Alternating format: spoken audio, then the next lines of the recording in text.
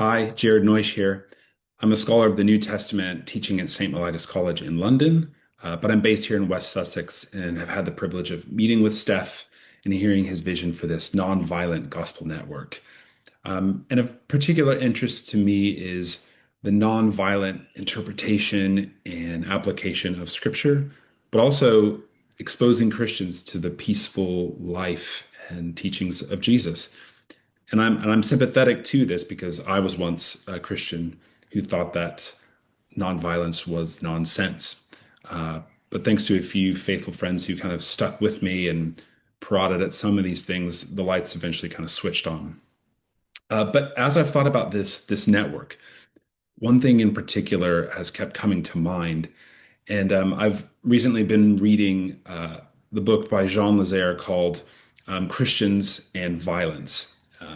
And one of the things that inspired me in this book was reading about a little bit about his relationship with Bonhoeffer and how they wrote letters. And Bonhoeffer was heavily influenced by Lazare. And then late in his life, Lazare was influenced by Rene Girard. And then you think back to how Gandhi corresponded with and was then influenced by Leo Tolstoy.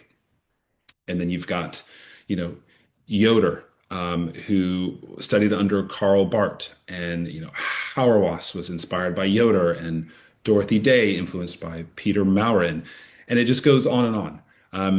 And so I think it's foolish to think that continuing in Jesus's work of overcoming evil with good is best done in isolation.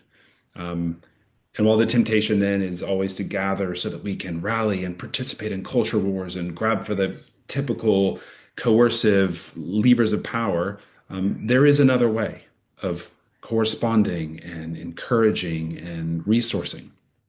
And so I'm really thankful for this endeavor that Steph is spearheading, and I'm hopeful to see what's going to come of it.